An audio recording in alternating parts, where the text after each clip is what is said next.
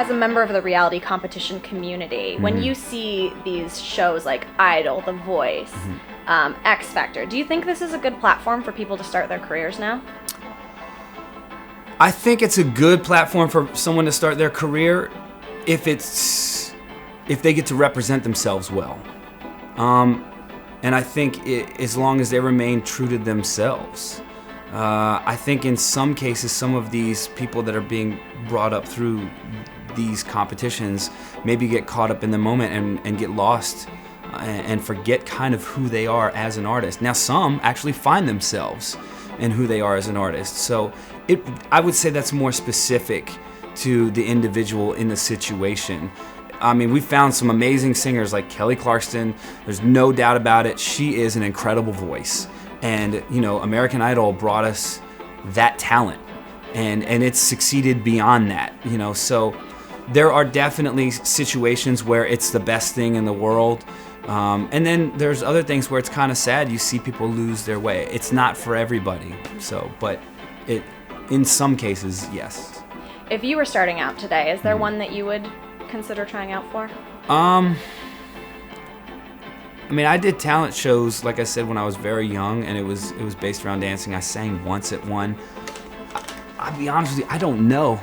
I really don't know.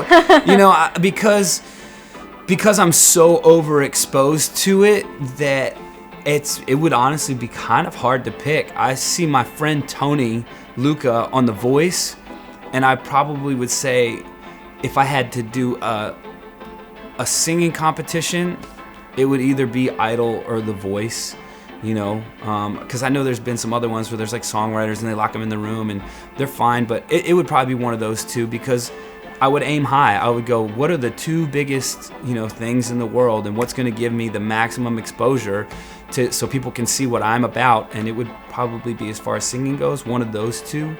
Now, you mentioned Tony Luca. Have you been following that whole scenario with him and Christina and Justin? I've been watching the show like everybody else, I think, that is, you know, friends with Tony, and I've been supportive. I have some of my own opinions about his performances, and I've made them clear to him because we contact each other through the process, and I really I couldn't be prouder of him. You know, he's walked the path that he's wanted to walk. He came off of a successful television show, went into another television show and played like the hunky guy, and then realized that's not at all who he was as an individual, and he decided to take a step back and go a completely different road that was not an easy road, but it was a road that I think was more about living. And he really has lived an extraordinary existence, and now he's in a place where he can share those experiences and that existence with the world. And I think you hear it in his voice. I think you see it in his body. I think he projects everything that he has gone through in his life through his craft now. And it's really inspiring. Do you think that the fact that he can count celebrities such as yourself among his friends provided him with an unfair advantage? Not at all. Because at the end of the day, the best is going to win. You know, and people can say, well, this person likes him and that person likes him, but those shows, they make everybody a star. You know, there's attention on everyone at that moment, and everybody can relate to something different. I think people are less able to relate to somebody who's got famous friends.